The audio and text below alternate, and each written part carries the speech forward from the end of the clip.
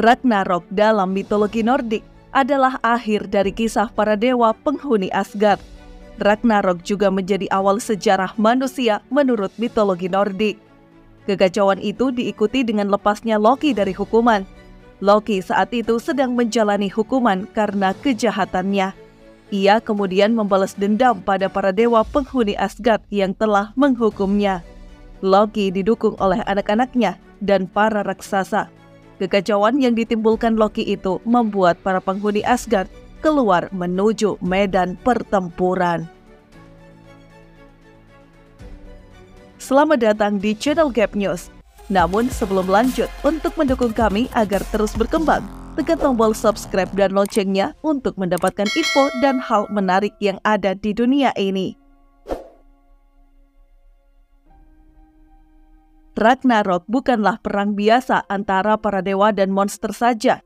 Menurut Weda, yaitu kumpulan cerita bangsa Nordik, Ragnarok adalah runtutan kejadian yang berujung pada perang besar dan kehancuran dunia.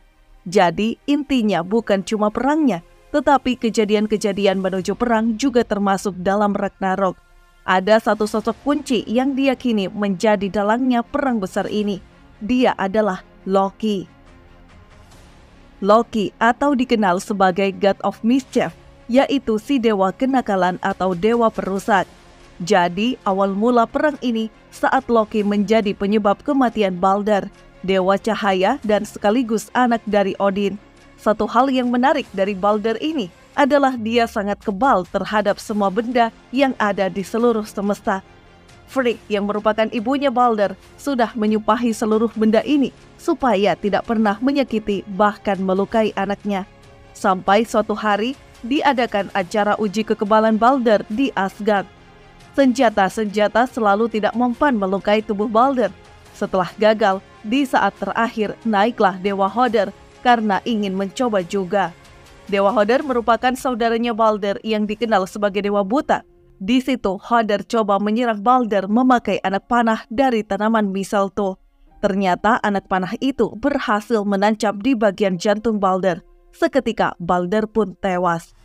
Kejadian itu membuat para dewa kaget termasuk Hoder sendiri. Akhirnya, Hoder ditangkap dan diinterogasi tentang dari mana dapat ide tentang anak panahnya. Setelah semuanya terungkap, mengamuklah Odin. Saat itu juga ia langsung memerintahkan para dewa untuk menangkap Loki. Loki pun ditangkap dan diputuskan akan diberikan hukuman yang setimpal. Untuk menghukum Loki, Odin menyuruh anaknya yang lain, Vali, untuk mencari dan membunuh Narvi, anaknya Loki. Vali yang memiliki kekuatan bisa berubah menjadi serigala. Akhirnya ia pun berubah dan berhasil membunuh anaknya Loki, yaitu Narvi. Vali pun kembali ke Asgard sambil membawa jasad Narvi. Setelah sampai, kulitnya Narvi diambil, terus disihir menjadi sekeras besi dan dipakai untuk mengikat Loki. Merasa hukuman yang diberikan kepada Loki kurang, Odin pun menaruh ular berbisa di atas wajah Loki. Setelah itu, Loki menerima hukuman seumur hidupnya dengan kondisi diikat dengan kulit anaknya. Setelah semua orang pergi, Sygin, istri Loki, muncul. Tidak tega melihat kondisi sang suami, dia langsung ambil wadah buat nampung bisa ular.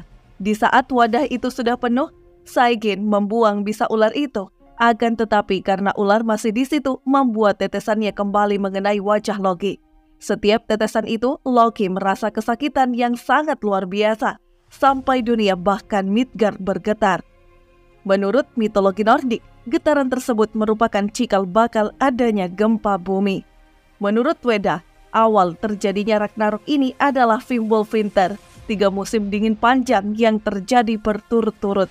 Akibat musim dingin yang panjang membuat kehabisan stok makanan dan terjadinya mati secara perlahan. Bagi mereka yang masih hidup akan saling bunuh untuk memperebutkan makanan. Akibatnya terjadi penurunan suhu yang ekstrim di Eropa. Pada tahun 536, memang dipercaya sebagai tahun terburuk dalam sejarah bumi. Musim dingin yang makin parah gara-gara Skoll dan Hati, 2 ekor serigala legendaris dalam mitologi Nordik yang memakan matahari dan bulan. Gara-gara itu, dunia dilanda gempa yang sangat besar sehingga membuat peradaban yang tersisa hancur.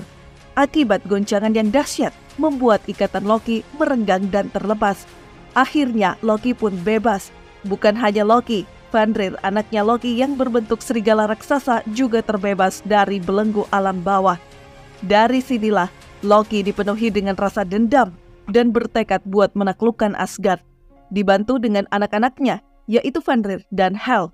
Hel merupakan penguasa Helheim. Bukan cuma mereka saja, aliansi Loki semakin membesar setelah Jotun, Frost Giant, dan Fire Giant pimpinan Surtur ikut bergabung untuk menaklukkan Asgard. Setelah Hel membangkitkan pasukan orang mati buat ikut berperang buat di pihak mereka, mereka pun bergerak hingga sampai di Bifrost, jembatan pelangi penghubung Asgard yang dijaga Heimdall. Melihat pasukan Loki, Heimdall langsung mengambil Jalarhorn, terus langsung ditiup untuk beri peringatan kepada para dewa kalau sedang dapat serangan. Habis peringatan itu, Odin langsung angkat senjata dan para Aesir pun sudah siap dengan senjatanya masing-masing. Pasukan Asgard ini juga dibantu oleh 800 Einherjar, pasukan terbaik Valhalla. Selain itu, mereka dibantu para Vanir yang merupakan para dewa ahli sihir. Setelah berkumpul semua, mereka bergerak ke Vigridir, daratan luas yang bakalan jadi area pertempuran para dewa. Sampai di Vigridir, mereka telah ditunggu oleh pasukan Loki. Ngerinya lagi, Loki telah mendapat kekuatan tambahan, yaitu Jormungandr. Jormungandr adalah ular raksasa penghuni lautan Midgard, sekaligus anaknya Loki.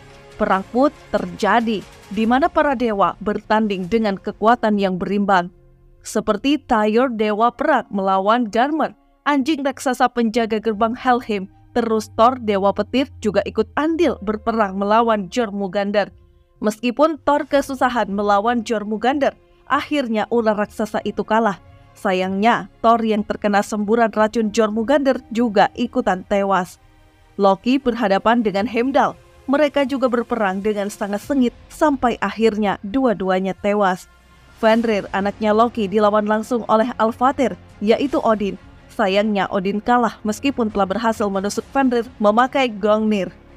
Ternyata saat penusukan, Fenrir masih kuat bertahan hidup. Akhirnya saat Odin melemah, Fenrir langsung telan Odin hingga tewas. Melihat gugurnya Odin, Vidar sang anak Odin yang lain langsung ingin membalas dendam. Menurut Snorri Sturluson, penulis Weda, Vidar punya senjata sepatu khusus. Akhirnya di situ rahang bawah Fenrir diinjak dan rahang atasnya dibuka lebar ke atas sampai mulutnya putus. Di momen lain, Surtur berhadapan dengan pimpinan para Vanir, yaitu Freyr. Pertempuran ini, Surtur akhirnya menang dengan pedang apinya. Setelah menang, Surtur langsung sadar kalau dua belah pihak ini sudah banyak kehilangan kekuatan terbaiknya. Setelah sadar, Surtur langsung memakai pedang apinya buat membakar seluruh dunia, yaitu membakar Yggdrasil. Saat momen itu, menurut mitologi Nordik, seluruh isi dunia dan semesta hilang, hancur yang sangat dahsyat.